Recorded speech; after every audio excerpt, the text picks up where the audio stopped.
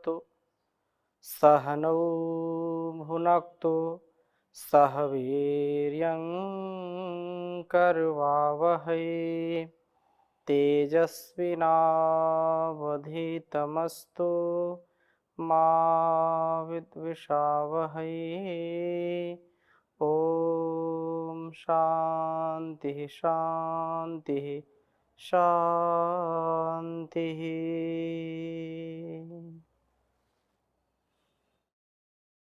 वैदिक जीवन पद्धति की इस कक्षा में आप सभी दर्शकों का, सभी श्रोताओं का हृदय की गहराइयों से बहुत बहुत स्वागत है, अभिनंदन है, प्रणाम है। वैदिक जीवन पद्धति में निरंतरता के साथ हमने अनेक वेद मंत्रों का स्वाध्याय किया, ऋग्वेद के छठे मंडल तक स्वाध्याय किया। इसके बाद हम अभी कई दिनों से कई कक्षाओं में उन आपके प्रश्नों का उत्तर देने का प्रयास कर रहे हैं जो आपने जिज्ञासाएं की हैं। अलग अलग प्रकार से यहाँ पर मेरे पास जो प्रश्न आए हैं, तो ये एक प्रश्न मैं ले रहा हूँ यहाँ पर। गीतांजलि मिश्रा जी जो उड़ीसा बलागीर से हैं, उन्होंने प्रश्न किया है कि जो है जीवात्मा शरीर छोड़ने के वक्त कहाँ रहता, कहाँ जाता है। ये परमात्मा की व्यवस्था है। अब इसको, क्योंकि जीवात्मा कहाँ जाता है, कोई ऐसा स्थान नहीं है कि कोई ऐसा स्थान है कि भाई व्यक्ति जो है दिल्ली जाएगा, राजधानी में जाएगा तो आत्मा भी कहीं ऐसे स्थान पर जाएगी, ऐसा बिल्कुल नहीं है। क्योंकि यह परमपिता परमेश्वर की व्यवस्था है और महर्षि देवदयानंद जी ने भी अलग अलग स्थानों पर कहा है, और भी शास्त्रों में, ग्रंथों में जो चर्चा है कि मृत्यु के बाद आत्मा उस परम पिता परमेश्वर की व्यवस्था में रहता है। यदि उसके अनुसार यदि कोई ऐसा स्थान है तो उसको दूसरा जन्म मिलता है, और यदि उसके अनुसार उसके गुणकर्म, स्वभाव या संस्कार के अनुसार यदि वातावरण नहीं है, तो तब तक वो परमात्मा की व्यवस्था में रहता है। यजुर्वेद के 40वें अध्याय के मंत्र में कहा कि वायुर अनिलम अमृतम अथेदम भस्मांतम शरीरम ओम कृतुस्मर कृतम स्मर कृतुस्मर कृतम स्मर, कि यह शरीर नश्वर है, यह भस्मांतम अर्थात भस्म होने वाला है, जल करके भस्म हो जाता है। लेकिन वायुर अनिलम अमृतम, यह जो आत्मा है यह अमृतम है, यह अमृत है। ये क्योंकि अनिला है, अनिलम, अनिला जो इला बोलते हैं पृथ्वी को, अनिलम जो पृथ्वी रहित अर्थात तो जो पार्थिव नहीं है। शरीर तो पार्थिव है अर्थात पंच महाभूतों से बना हुआ है, तो ये इसको नष्ट होना ही है। पंच तत्वों में विलीन होता है, जल करके राख का ढेर बनता है, खाक में मिल जाता है। लेकिन आत्मा मरने के बाद शरीर को छोड़ करके आकाशस्थ वायु में विलीन हो जाता है, अर्थात उस परमात्मा की व्यवस्था में विलीन हो जाता है। उस प्रभु की जो व्यवस्था होती है उसके कर्मानुसार उसको जन्म देता है। एक बात तो ये हो गई। और इसी प्रकार से दूसरा प्रश्न किया है कि मनुष्य का जन्म पहला है कि अन्य प्राणियों का पहला है, तो इसमें भी कुछ हमको सुनिश्चित करना चाहिए। और जो संसार में प्राणी हैं, जैसे पहले मुर्गी आई कि पहले अंडा आया, पहले बीज आया कि पहले वृक्ष बना, कुछ प्रश्न ऐसे हैं कि बार बार वो वैसे ही लोग करते रहते हैं। परंतु परमात्मा ने इस संपूर्ण सृष्टि को बहुत व्यवस्थित रचा है। माँ जो है बच्चे को जन्म देने से पहले परमात्मा माँ के स्तन पर जो दुग्ध का जो है आधान करता है, जो है वनस्पतियां हैं, जो अन्न हैं, वो मनुष्य के जन्म से पहले हैं, और कुछ ऐसे पशु जो मनुष्य के जन्म से पहले हैं। तो इस प्रकार से ये हम कह सकते हैं कि कुछ पशु पक्षियों का जो है जन्म मनुष्य के जन्म से पहले हुआ है, और कुछ का बाद में भी हो सकता है। लेकिन ये बात सुनिश्चित है कि जब मनुष्यों का जन्म यहाँ हुआ तो एक साथ अनेक जो है युवतियों का, युवाओं का जन्म हुआ, और इससे धीरे धीरे फिर आगे की सृष्टि हुई।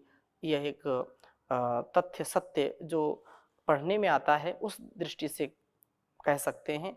और कभी ये हमारे पूर्वज बंदर नहीं हुए।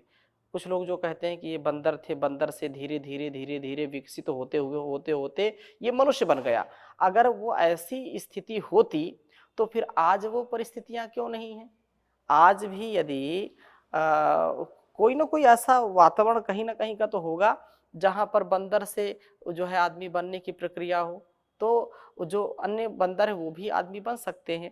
तो एक ये ऐसा विषय है, हमारे जो ऋषि मुनि हैं जो हजारों करोड़ों जो है अरबों वर्ष की है जो ऋषि परंपरा है या जो हमारी धरा है, इसमें एक बहुत ही जो विश्वास है, जो सनातन पुरातन परंपरा है, इसमें पूर्ण हमको ये विश्वास है कि परमात्मा की व्यवस्था से इस धरती माँ की कोख से ऐसे सभी जीव जंतुओं का जन्म हुआ जो इस संपूर्ण सृष्टि के कल्याण के लिए है। तो ये बात हो गई। दूसरी बात जो है कही है कि ईश्वर मनुष्य जीवन का निर्माण क्यों करता है? इसी प्रकार से किसी ने अन्य ने भी प्रश्न किया महर्षि से कि जो है भगवान ने सृष्टि क्यों बनाई है? भगवान ने मनुष्य का जन्म क्यों बनाया? आपने प्रश्न किया है कि भगवान ने मनुष्य का जो है निर्माण क्यों किया है? न निर्माण करता तो फिर क्या करता? कुछ ना कुछ तो करता ही करता। तो अगर निर्माण ना करता, इस सृष्टि को ना बनाता, तो क्या करता वो? कुछ ना कुछ तो करता ही। तो ऐसा इसका कोई ऐसा प्रश्न नहीं है। वो तो ये मनुष्य के कल्याण के लिए, जीवात्मा के मोक्ष के लिए, आनंद के लिए उसने जो कुछ भी किया है, उसने बनाया है और हम उसको जीवन में उतारें, उसकी प्रभु की भक्ति करें और फिर जीवन का परिष्कार होगा इसी प्रकार से। और प्रश्न किया है आपने, जीवन का लक्ष्य क्या होना चाहिए? बहुत सुंदर बात कही है। जीवन का लक्ष्य क्या होना चाहिए? मनुष्य के जीवन का लक्ष्य क्या होना चाहिए? तो हमारे ऋषियों ने कहा कि आत्मनो मोक्षार्थम जगत हिताय च। धर्म, अर्थ, काम और मोक्ष की प्राप्ति के लिए, संतुलन के लिए ये जीवन हमको मिला हुआ है। उस परमात्मा की व्यवस्था है और उसमें हम अपने परस्पर मनुष्य जीवन का क्या लक्ष्य है? तो अपना कल्याण करना और संसार का कल्याण करना, अपने उद्धार के लिए और संसार की सेवा के लिए, संसार के सत्कार के लिए, परोपकार के लिए, सदाचार के लिए ये जीवन मिला है। इस लक्ष्य को जान करके, समझ करके जीवन को जीने का प्रयत्न हमारा होना चाहिए। इससे हमारा संपूर्ण अस्तित्व इससे बहुत सुंदर बन जाएगा, बहुत अच्छा हो जाएगा, इसमें कोई संदेह नहीं है। ऐसी दृष्टि यदि होती है तो सृष्टि भी दिव्य हो जाएगी। और कुछ लोग फिर दुखी होते रहते हैं संसार में आकर के कि कैसा ये है। संसार तो ऐसा ही है। कैसा? कि सारे जहां के मालिक तेरा ही आसरा है, राजी है हम उसी में जिसमें तेरी रजा है। सारे जहां के मालिक तेरा ही आसरा है, राजी है हम उसी में जिसमें तेरी रजा है। और रो कर कटे या हंस कर कटती है जिंदगानी, तू गम दे या खुशी दे सब तेरी मेहरबानी, तेरी खुशी समझ कर सब गम भुला दिया है, राजी है हम उसी में जिसमें तेरी रजा है। सारे जहां के मालिक तेरा ही आसरा है, राजी हैं हम उसी में जिसमें तेरी रजा है। दुनिया बना के मालिक जाने कहाँ छिपा है, आता नहीं नजर तू बस एक ही गिला है। दुनिया में हमको भेजा जो तेरा शुक्रिया है, राजी है हम उसी में जिसमें तेरी रजा है। हम क्या बताएं तुझको, सब कुछ तुझे खबर है, हर हाल में हमारी तेरी तरफ नजर है।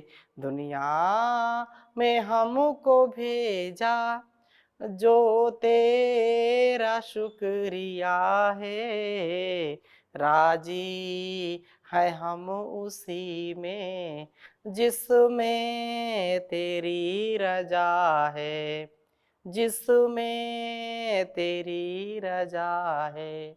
तो हम अपने कर्तव्यों को करते चले जाएं जिसमें प्रभु की रजा है, जिसमें उसका जो है उपदेश आदेश संदेश समाहित है। हम कभी भी इससे विचलित ना हो, और ऐसा विचलन, ऐसी हमारी जो जो है विचारधारा संकीर्ण ना हो, संकुचित ना हो, विस्तृत हो, तो ऐसे बड़े उद्देश्य के साथ इस जीवन को जीना है, धर्म पूर्वक जीवन को जीना है, धर्म का आचरण करते हुए जीवन को जीना है। इस दृष्टि से जीवन को जीना है कि हमारा जो जीवन है उस परमात्मा के द्वारा दिया गया सौगात है, और मृत्यु उसके घर का आमंत्रण है। तो ऐसा कि घर तो जाना है, दुख किस बात का, अभय से निर्भयता से युक्त जीवन जिए।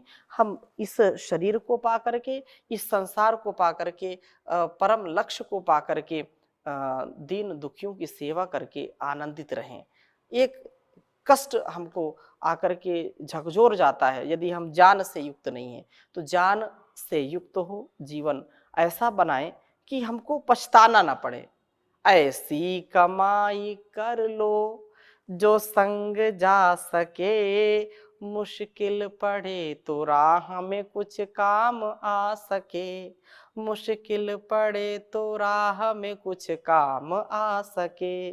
तो मुश्किल से हम इस जीवन को ना जिए, अपितु ऐसे उत्साह के साथ जीवन को जीने वाले बने जिससे हमारा परिष्कार हो, जिससे हमारे जीवन का उद्धार हो।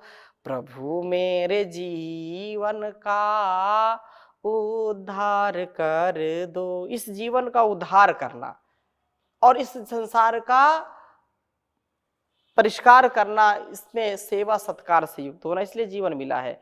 प्रभु मेरे जीवन का उद्धार कर दो, भंवर में है नैया इसे पार कर दो।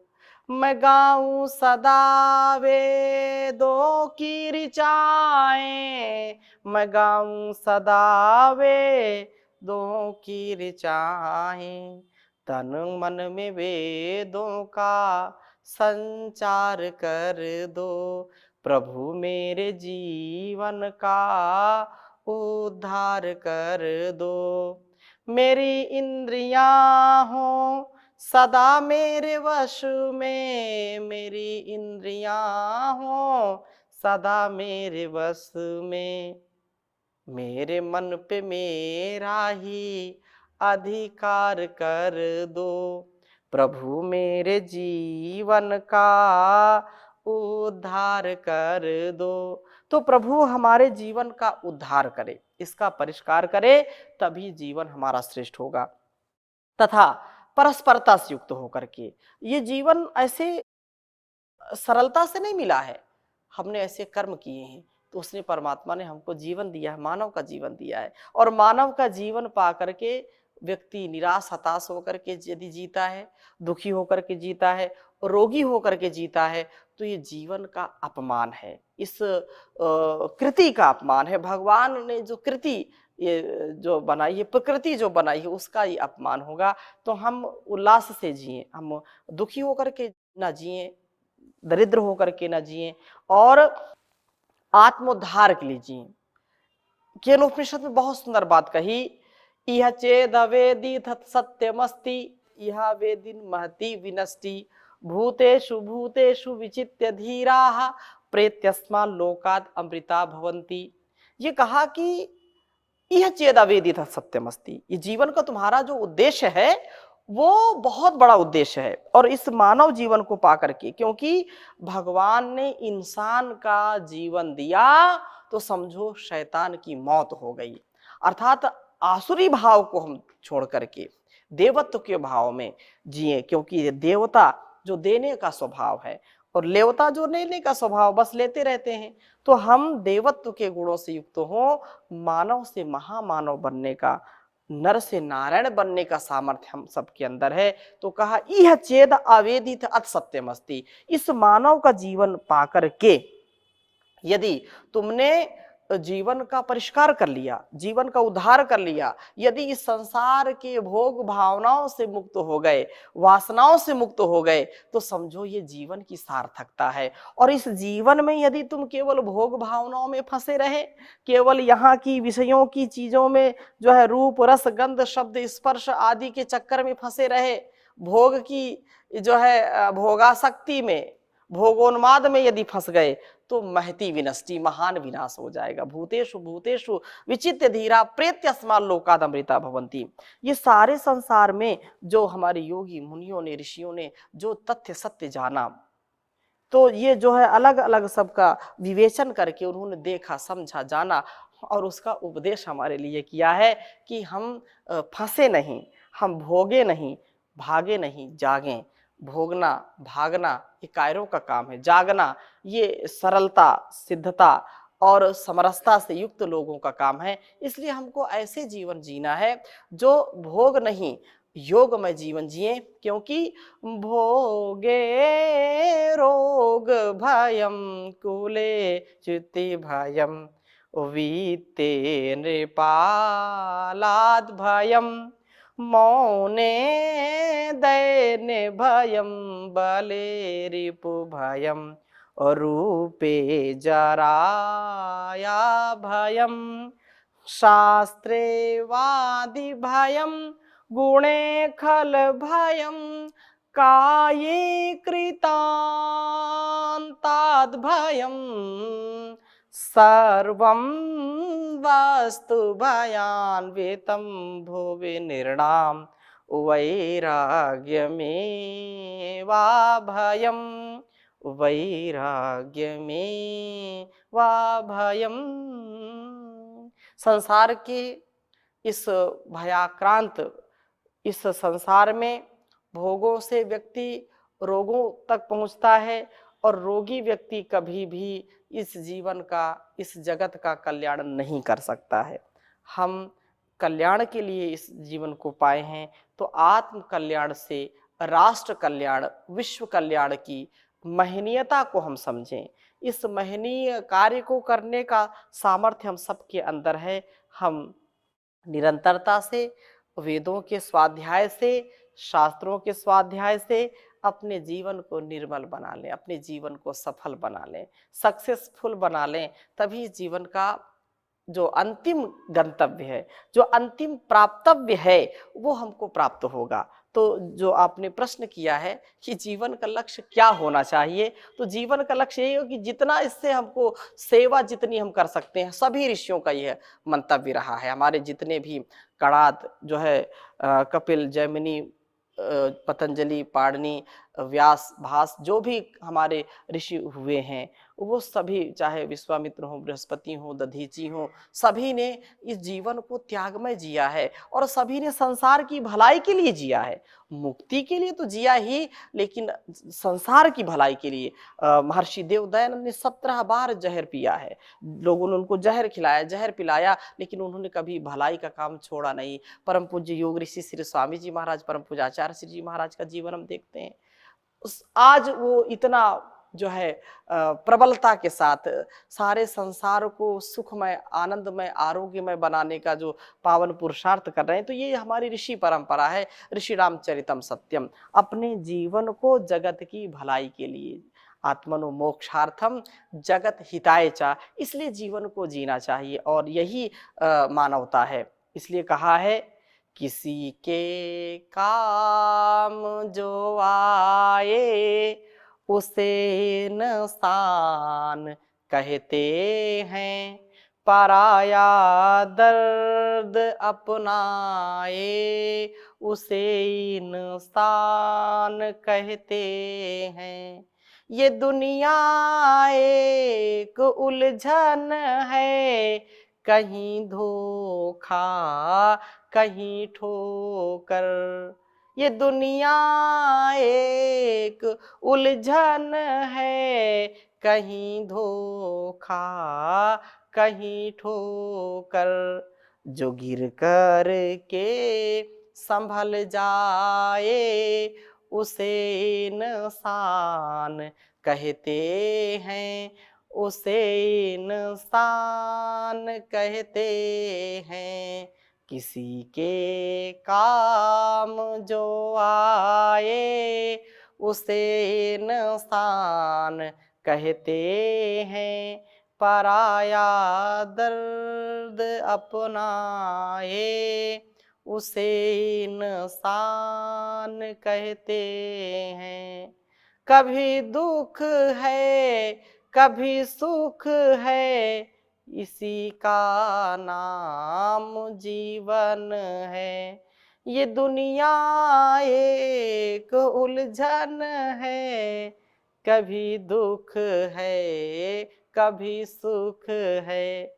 जो दुख में भी न घबराए उसे इंसान कहते हैं, उसे इंसान कहते हैं। किसी के काम जो आए उसे इंसान कहते हैं, पराया दर्द अपनाए उसे इंसान कहते हैं। अगर गलती रुलाती है तो यह राह भी दिखाती है। बसर गलती का पुतला है, ये अक्सर हो ही जाती है। जो गलती कर के पछताए उसे इंसान कहते हैं, उसे इंसान कहते हैं। किसी के काम जो आए उसे इंसान कहते हैं, पराया दर्द अपनाए उसे इंसान कहते हैं। अकेले ही जो खा खा कर सदा गुजरान करते हैं, यूं भरने को तो दुनिया में पशु भी पेट भरते हैं। पथिक जो बांट कर खाए उसे इंसान कहते हैं, उसे इंसान कहते हैं। किसी के काम जो आए उसे इंसान कहते हैं पराया दर्द अपना है, उसे इंसान कहते हैं, उसे इंसान कहते हैं। तो इंसानियत यही है कि हम इंसानियत को, देवत्व को स्थापित करें इस संसार में, अपनी इंद्रियों पर नियंत्रण रखने, अपने मन पर नियंत्रण रखें, अपनी बुद्धि को सन्मार्ग की ओर लगाएं, संसार के दुखों से, दर्दों से, द्वंद्वों से बचने का, ये जो संसार में लोग आते हैं चले जाते हैं फिर बाद में पछताते हैं, ऐसा जीवन नहीं। हम समय रहते जाग जाएं। अंगम गलितम पलितम मुंडम दशन विहीनम जातम तुंडम वृद्धोवाति गृहीत्वा दंडम तदपि न मुंचत्याशा पिंडम। अंगम गलितम पलितम मुंडम दशन विहीनम जातम तुंडम वृद्धो याति गृहीत्वा दंडम तदपि न मुंचत्याशा पिंडम। भज गोविंदम भज गोविंदम गोविंदम भज मूढ़मते गोविंदम भज मूढ़मते। उस परमात्मा का हम ध्यान करें, उसकी भक्ति करें, उसकी भक्ति भावना से हमारा यह जीवन सफल होगा। इन्हीं शुभकामनाओं के साथ, मंगल कामनाओं के साथ आज की कक्षा को यहीं पर विराम देंगे। शेष चर्चा अगली कक्षा में जो प्रश्न और हैं उनके साथ करेंगे। बहुत बहुत प्रणाम। ओम शांति शांति शांति।